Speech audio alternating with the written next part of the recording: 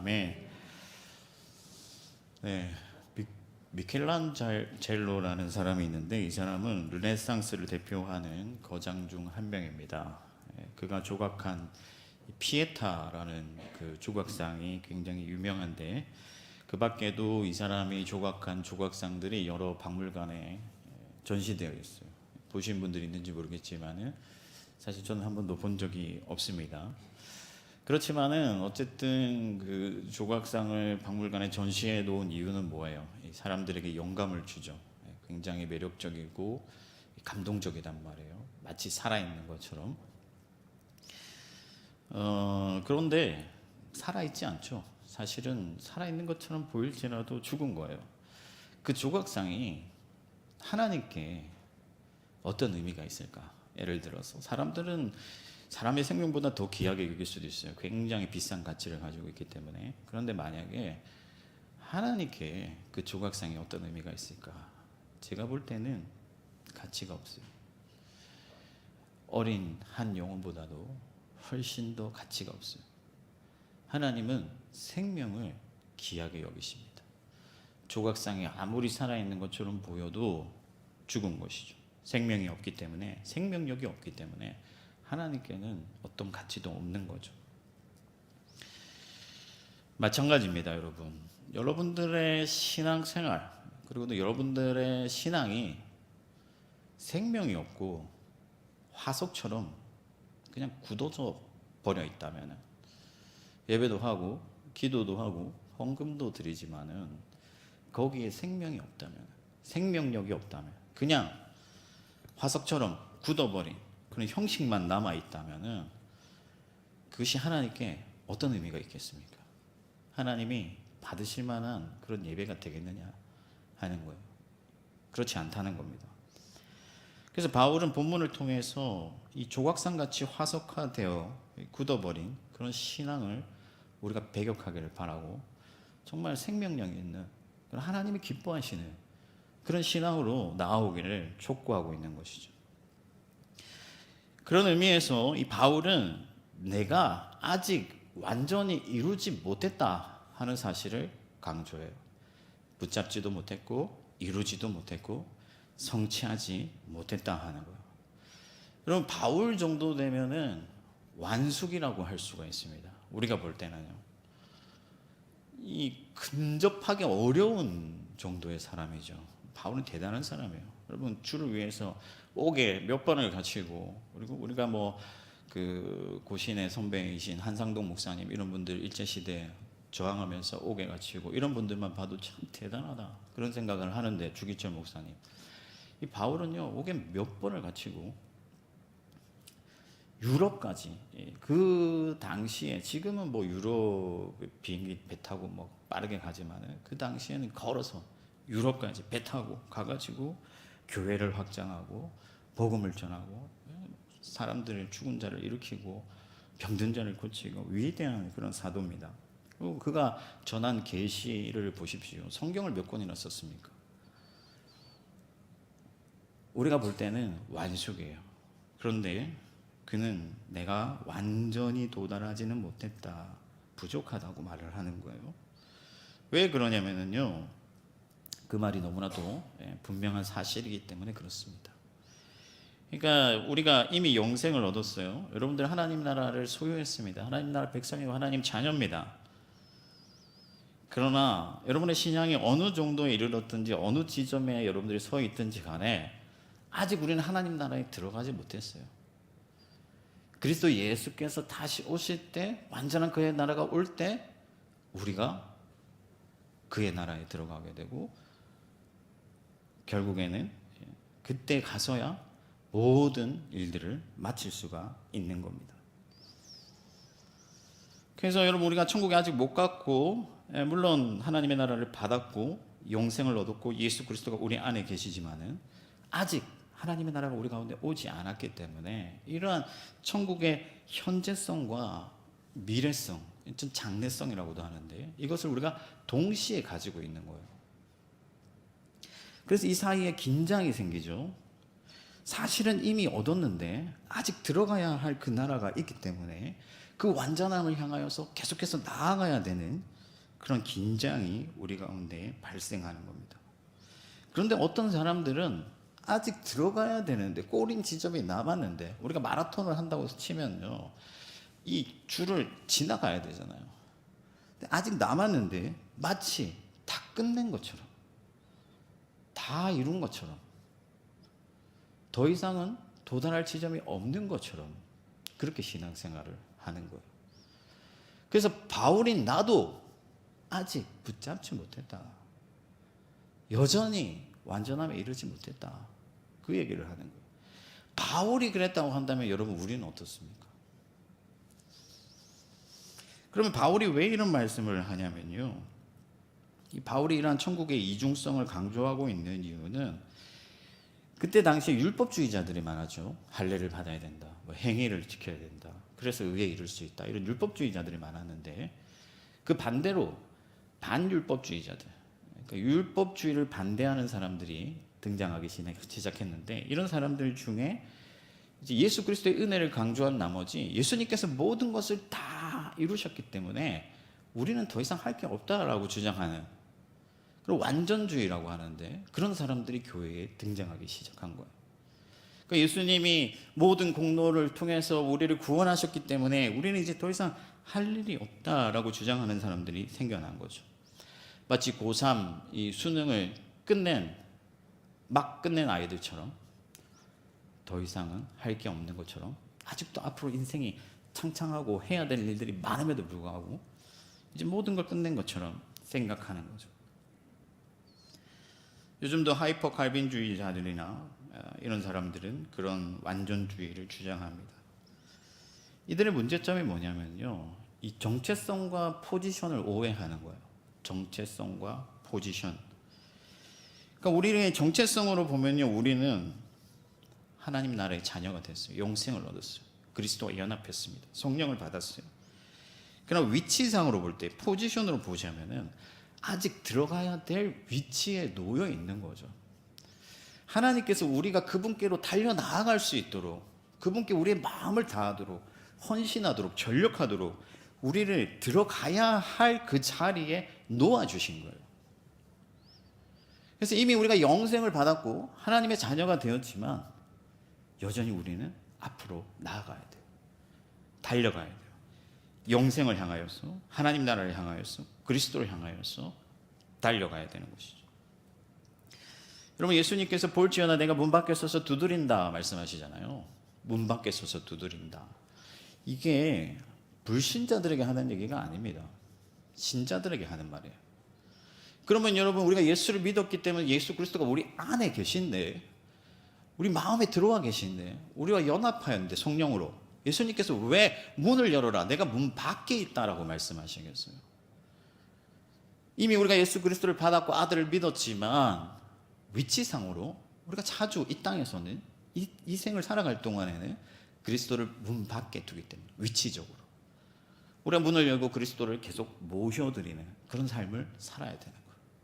그것과 마찬가지로 우리가 이미 이루었다 하는, 그런 온전함에 도달했다 하는 그런 정체성을 가지고 있다 하더라도 여전히 위치적으로는 하나님께로 나아가야 되는 그런 삶을 살아야 되는 것입니다.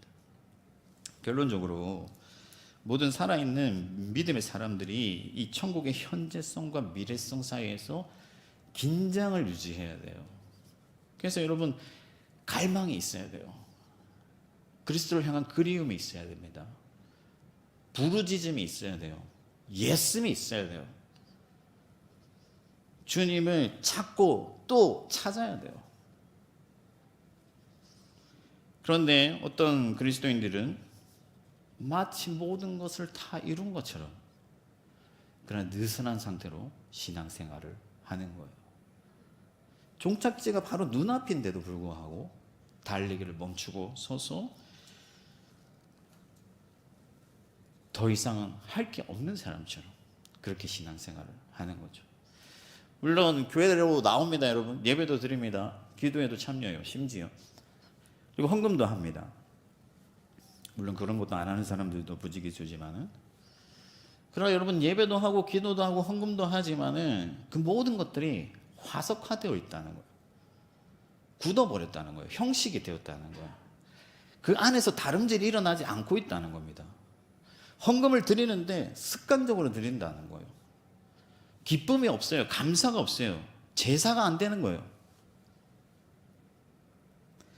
그래서 여러분, 고백이 화석화되고 부르심이 화석화되고, 주께서는 날마다 우리를 부르시는데 그 부르심을 듣고도 꼼짝도 안 하는 거예요. 그래서 형식에 치우치게 되고 습관적이게 되고 맹목적이게 되고 그저 반복하게 되는 것이죠. 그래서 돌같이 굳은 마음이 되어 뜨겁지가 않습니다. 뭔가 열심히 하긴 하는데 오히려 막 화만 나요. 그게 이제 화석화된 신앙이죠.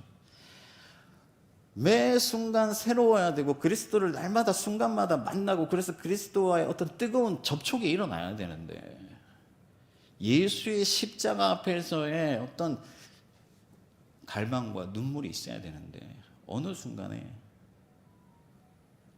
그런 뜨거움과 새로움과 갈망과 생명력은 저만치 두고 습관적으로 반복되는 그런 신앙생활을 우리가 하게 된다 하는 것이죠. 그래서 바울이 가장 먼저는 너희가 잡은 줄로 생각하지 말아라. 아직 우리는 도달해야 된다. 그렇게 얘기하면서 그것을 위해서 몇 가지 지침들을 내려주는데, 가장 먼저는 뒤의 것을 잊어버려야 된다 하는 거예요. 나는 뒤의 것을 잊어버리겠다 라고 말하는 거죠. 이 말씀을 몇 가지로 해석을 할 수가 있는데요. 가장 먼저 바울이 잘한 모든 것들 있죠. 바울의 업적들, 바울의 공로, 우리가 생각하는 바울이 수고한 것과 그리스도를 위해서 고난받은 것을 잊어버리겠다. 여러분, 그것들은 사실은 실로 대단한 것들이죠. 우리가 앙모하는 것들이고 정말 어디 가서 자랑할 만한 것들이죠. 그러나 그것을 뒤의 것으로 두고 잊어버리겠다. 여러분들이 주를 위해서 얼마나 봉사하였든지, 얼마나 교회에서 오래 신앙생활 하였든지, 혹은 무슨 직분을 받았든지, 어떻게 교회에 헌신하였든지, 그 모든 것이 없는 것 같이 생각하십시오. 왜냐하면 그것으로는 하나님 나라 들어갈 수가 없어요. 여러분, 헌금을 얼마나 많이 했든지 그것으로 하나님 나라 못 들어가요. 생명을 얻을 수가 없습니다. 그런데 그 모든 것들이 나를 안주하게 만든단 말이에요. 내가 오늘 그리스도로 인하여서 뜨겁지 아니하면 이게 문제가 되어야 되는데, 내가 오래 신앙생활 했고 헌금도 많이 했고 교회에서 봉사한 걸로 치자면은 이런 말로 다 할 수가 없어요. 그러니까 안심하게 되는 거죠. 안주하게 되는 거예요. 괜찮다고 생각하는 거예요. 그러나 여러분들의 구원에 조금도 기여할 수 없는 그 모든 지난 날들을 없는 것으로 여기시기 바랍니다. 그리고 여러분들을 그 자리에 주저앉게 만드는 모든 종류의 공로주의들을 다 내어버리십시오. 그래서 바울이 배설물같이 여기겠다. 나는 날마다 죽고 날마다 다시 산다.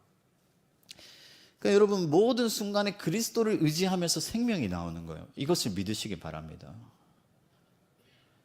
예수 없이는 생명 없어요. 여러분들이 아무리 높은 수준의 학식을 가지고 있고 성경적 지식을 가지고 있고 모든 천사의 말을 하고 방언을 한다 한들 그리스도 없이는 생명이 없습니다. 그러니까 우리는 날마다 새롭게 그리스도 예수를 만나야 되는 거예요. 할렐루야. 우리가 잊어버린다는 말씀을 다른 의미로 해석할 수가 있는데요. 바울의 어두운 과거예요. 원래 바울이 어떤 사람이었냐면 예수 믿는 사람들 박해하는 사람이에요.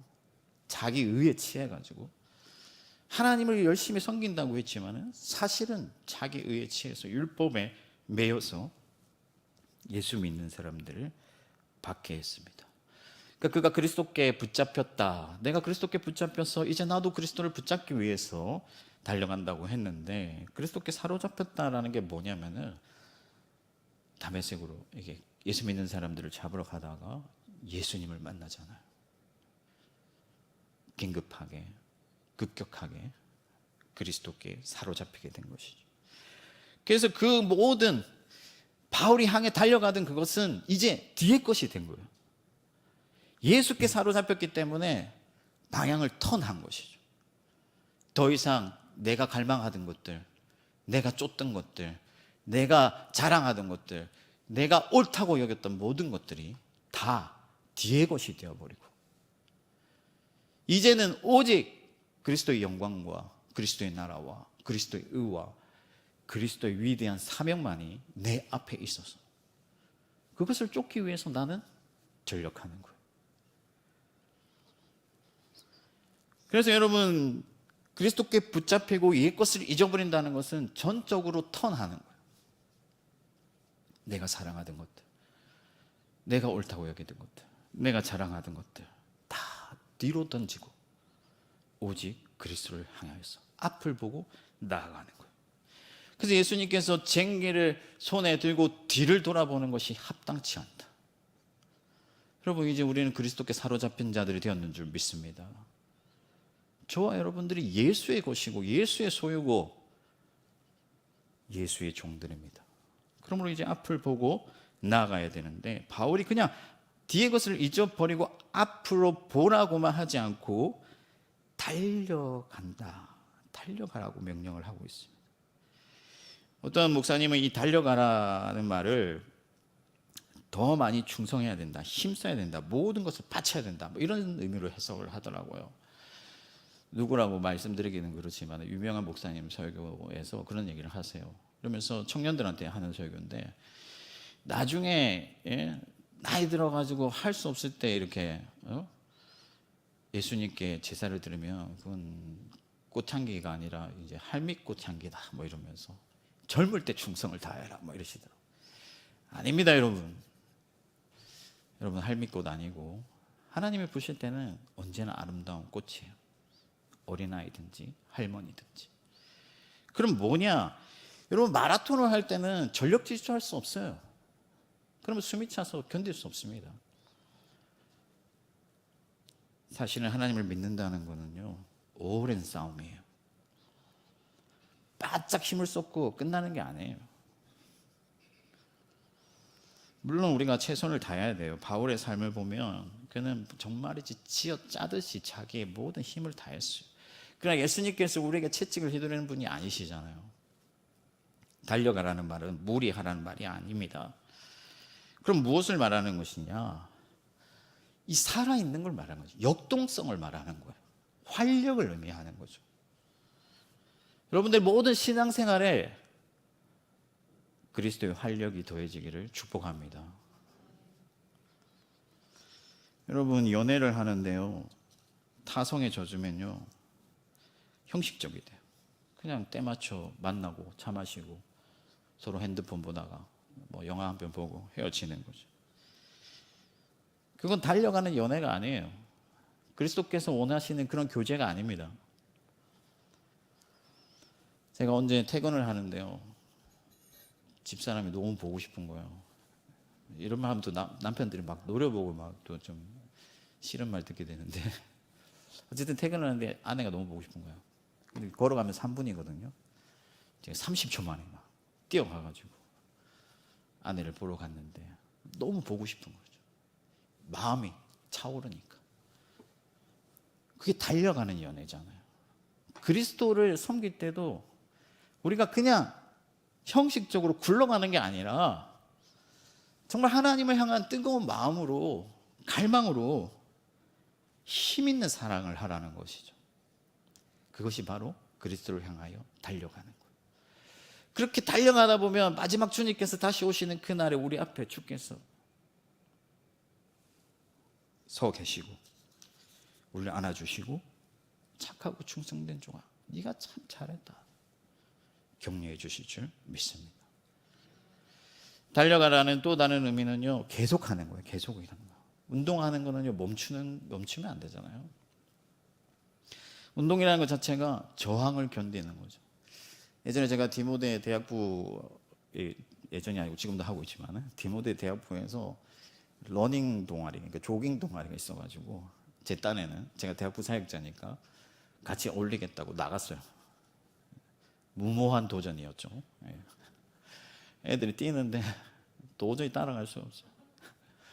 그래서 저는 앉았다가 쉬었다가. 운동이 안 되죠, 사실은. 달려야 돼. 계속해야 돼.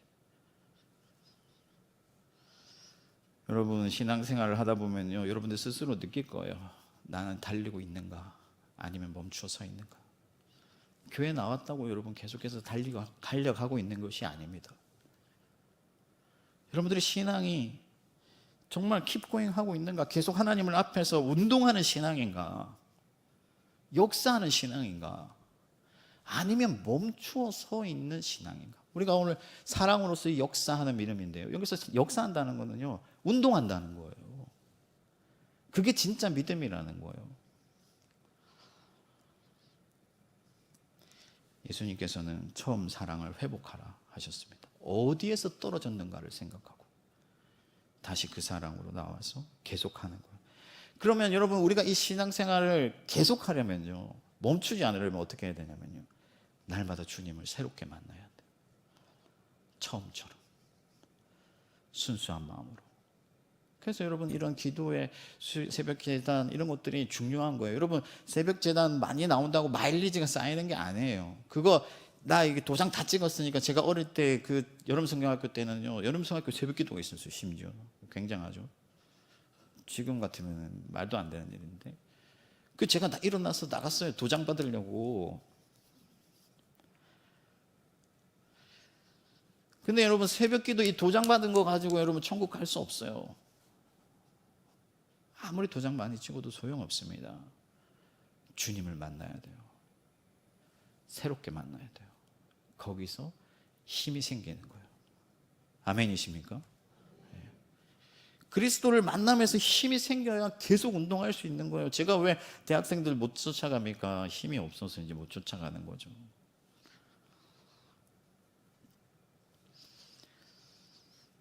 바울이 어떤 사람이 달리 생각하더라도 하나님께서 그들에게 알게 하실 것이다. 무슨 말이냐면요, 주님이 그들을 끌어주실 거라는 거예요. 계속해서 달려가게 하실 거라는 거예요. 오늘 이 밤에 주께서 여러분들을 깨닫게 하시고 멈추어 선 사람이 있다면 계속해서 다시 달리게 하실 줄 믿습니다. 그런데 우리가 향방 없이 달리면 안 되잖아요. 목표를 잘 세우라고 하잖아요. 표대를 향하여 가야 된다. 잘 바라봐야 돼요, 여러분. 땅을 보고 가면 안 되고 딴 데 쳐다보면 안 돼요. 그리스도를 바라보고 주께서 원하시는 그 길을 향해서 달려가야 돼요. 그래서 여러분, 교회의 이 담임 목사님과 목회자들 위해서 기도 많이 해야 돼요. 다른 곳 보면 안 돼요. 주를 바라보고 주 표대를 향하여 달려갈 때 우리 모두가 잘 갈 수가 있는 거예요. 맹인이 맹인을 이끌면 어떻게 됩니까? 같이 망하는 거죠. 여러분, 바울은 그리스도의 장성한 분량에까지 이르러 가라고 했습니다. 그리스도를 여러분 생각해 보십시오. 우리가 감히 근접할 수 없는 그 놀라운 사랑과 능력과 권세와 지식과 지혜가 풍요로운 분이신데, 우리가 어떻게 해야 거기에 도달할 수 있습니까? 그분을 바라보고 계속해서 나아가는 것밖에 없는 거예요. 완전히 이룰 자는 아무도 없습니다. 하나님 나라와 예수 그리스도를 바라보고 계속해서 그것을 추구하고 갈망하고 얻고 습득하고 쫓아가야 돼요. 그것을 놓치면 안 되는 거죠. 그리고 마지막으로 이 모든 다름질을 하기 위해서 여러분들에게 동기를 부여하고 있습니다.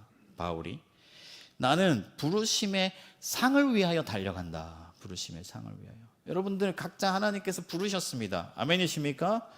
여러분들은 어떤 신분을 가지고 있든지 어떤 사업을 하고 있든지 어느 정도 생활 경제력을 가졌든지 어떤 성씨든지 남자든지 여자든지 주님께서는 여러분들을 그분의 생명의 무게로 부르시는 거예요. 여러분들을 부르시기 위해서 그리스도 예수 아들을 주시고 여러분들을 하나님 나라의 상속자로 부르셨어요.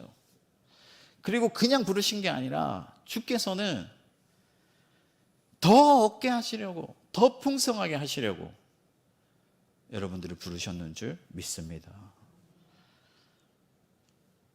그냥 교회 다니다가 천국 끄트머리에 들어오라고 여러분들 부르신 거 아니에요. 감히 우리가 상상할 수도 없는, 경험할 수도 없는 놀라운 영광을 우리에게 주시려고 우리를 부르셨고, 그 상을 바라보고 기대하고 갈망하고 달려가도록 하신 거죠. 그런데 여러분, 이 땅에서 조금 잘 사는 거, 여러분 월급이 조금 올라가는 것은 많이 기대합니다. 그러나 예수 그리스도께로부터 받을 그 마지막의 영광과 상을 기대하는 사람들이 적다는 거예요. 우리가 그 영광과 그 상을 기대하고 바라보고 갈망한다면은 멈출 수 없죠. 우리 심장이 역동하게 되는 거예요. 여러분, 어떤 자리든지 상관없습니다. 하나님은 장로도 부르시고 집사도 부르시고 그냥 성도도 부르시고 교사도 부르시고 목사도 부르시고 각자의 자리에서 부르세요.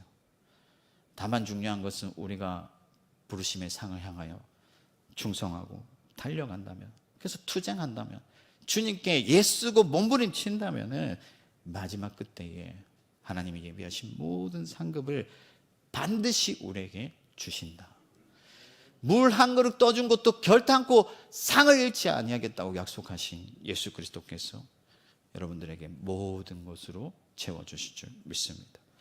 말씀을 정리하겠습니다. 여러분, 우리의 신앙이 화석처럼 굳어져 있지는 않은지, 습관적으로 반복하고 있지는 않은지 생각해 보시기 바랍니다. 만일 그렇다면 이제 뒤의 것들은 다 잊어버리십시오. 앞에 계신 그리스도, 다시 오실 주를 향하여, 표대를 향하여, 부르심의 상을 향하여 전력하여 달려나가는 저와 여러분들 되기를 주님의 이름으로 축원합니다.